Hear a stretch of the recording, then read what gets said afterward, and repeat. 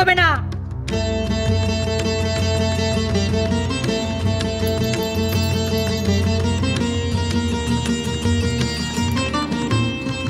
এ বাবা, তুমি এটা কি করলে বদ্দি?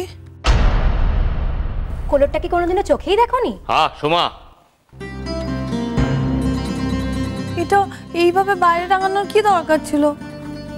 মা কত শখ করে ভেবেছিল তোমায় সেলাই শেখাবে, আর দেখো তোমার জন্য আমরা সবাই কেমন ছোট হয়ে গেলাম। বড় বৌদি, এটা করার আগে তুমি একবারও ভাবলে না? বারান্দা থেকে ফেলে দিতে চেয়েছিলে বুঝি? হ্যাঁ সোমা, তোকে বারণ করলাম না আমি?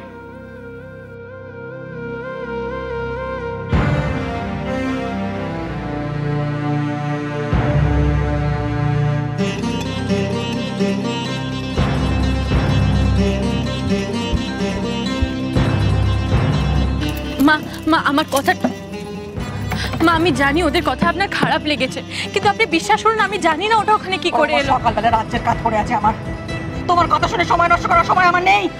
মা আপনি চলো, সামনে থেকে চড়ো, সঙ্গের মতো দাঁড়িয়ে আছে দেখো, হাতে ভারী জিনিস আমার। চড়ো। মা মা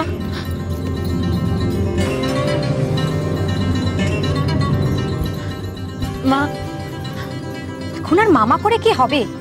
ফুলজেটির সামনে তো মায়ের মানটা রাখলোই না। ওরম করে বলছো কেন গো? থাম তুই। বড় বৌদি সব সময় কোনো না কোনো গন্ডগোল পাকাবে আর আমাদের নাক কাটা যাবে। বাবা বাবা, কি কথা! সে যখন এমন অনেক কাজ করে যে সকলের মাথা উঁচু হয়ে যায়, সেই কাজগুলো তোদের মনে থাকে না?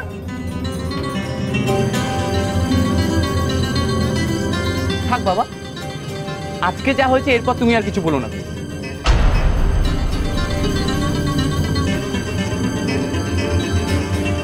মা মা আপনি আমার কথাটা শুনুন, আপনি বিশ্বাস করুন আমি সত্যি জানি না ওটা ওখানে কি করে গেল। মা ও বদ্দি, তুমি বললে কি করে হবে বলো? কলরটা তো তুমি সেলাই করছিলে, আর ওটা তোমার ঘরেই ছিল। হ্যাঁ, আমি জানি রাতে চোর এসেছিল, কিন্তু চোরটা আর তোমার কলর চুরি করতে আসেনি। তুমি ছাড়া ওটা ওখানে কে রেখেছে?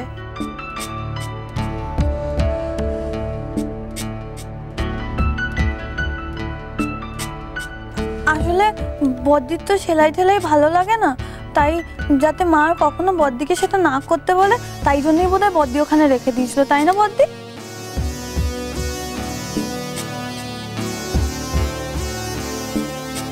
বড় বৌদি, আমি কাজ না করতে পারি, কিন্তু তোমার মতো সবার আড়ালে কুকর্ম করে ভালো সাজারও চেষ্টা করি না। হ্যাঁ থাক না। কি হচ্ছে কি? আমার ঘরখানে কি বাদ বিবাদের জায়গা নাকি? মা একবার আমার কথা শুনুন। তুমি কি বলবে আমি জানি।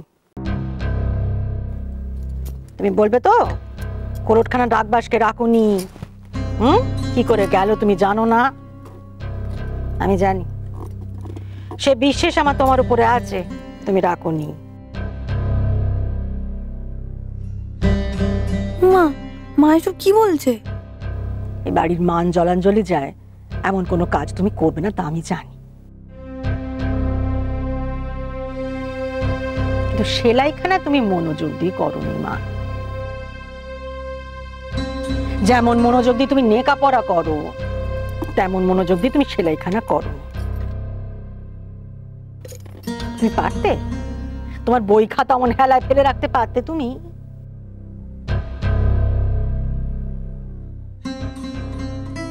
ফুল জেঠি আজ মাকে কতগুলো কথা শোনালো শুধুমাত্র তোমার জন্য। আমি এত মত চাইনি কারোর কাছ থেকে।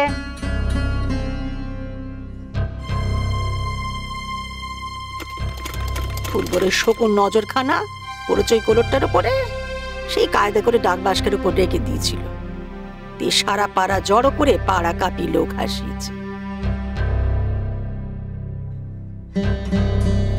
তাতে আমার রাগ হয়েছে বড় বৌমা, কষ্ট হয়নি। কষ্ট কিসে হয়েছে জানো?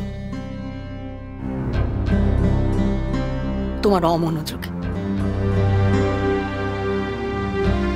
তোমার ছেলের ওপরে এমন হেলা ফেলা আচরণে। তো যদি সেলাই করবার ইচ্ছে না থাকতো, শেখবার ইচ্ছে না থাকতো, আমায় প্রথম দিন বলে দিতে পারতে, আমি শেখাতুম না তোমায়। আমার কষ্ট হতো, রাগ হতো, আশা তো করতুম না।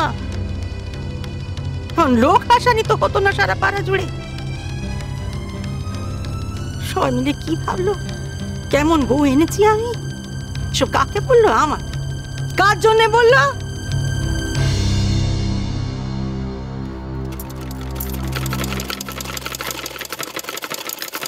মা আমি করে দেবো?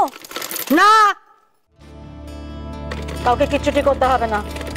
যা বানাবার আমি বানাবো, বাড়িতে আমি সব নিয়ে যাবো। সব হাঁ করে দাঁড়িয়ে না দেখে যাচ্ছে, কাজে যাও। সংসার যে কি জিনিস আমি হাড়ে হাড়ে বুঝে গেছি।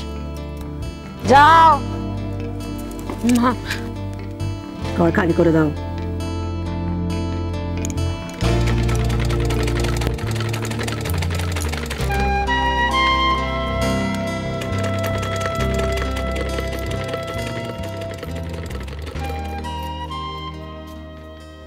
কি করে হলো এটা? কি করে? ইস, ছি ছি ছি ছি, ওটা তো আমার ব্যাগে ছিল। তারপর আমি ট্যাক্সিতে ওটা সেলাই করছিলাম। তারপর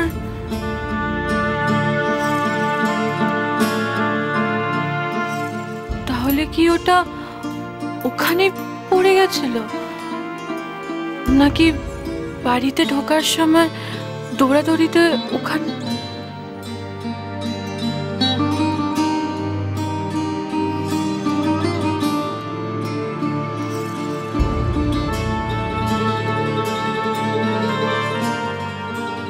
না, ওখানেও তো পড়েনি।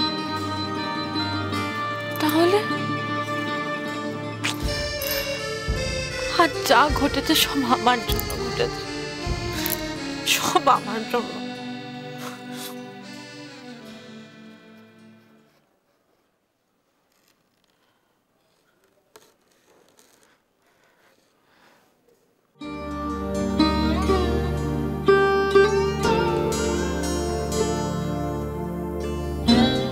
কি হয়েছে?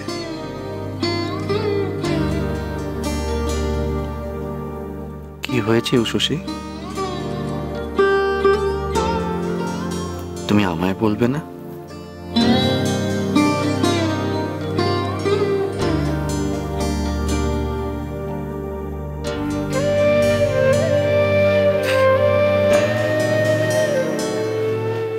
উষসী,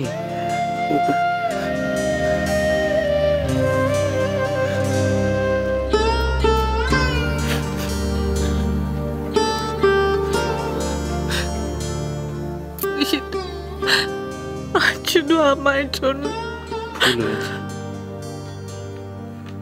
ভুল তো হতেই পারে, আর ভুল তো মানুষ মাত্রই হয়। আমার দায়িত্ব জ্ঞানহীনতাটাকে তুমি ভুল বলছো নিশিত। আজ আমার জন্য বাড়ির সবাইকে, বিশেষ করে মাকে কত কথা শুনতে হলো। তুমি তো ইচ্ছে করে করনি উষসী। আজ আমার জন্য সবার সামনে মায়ের মাথা নিচু হলো। নিশিত, মা তো বিরাট কিছু চান না, শুধু চান তার ছেলের বউ যেন বাকি 5 জন বউয়ের মতন হয়। ব্যাস, শুধু এইটুকু।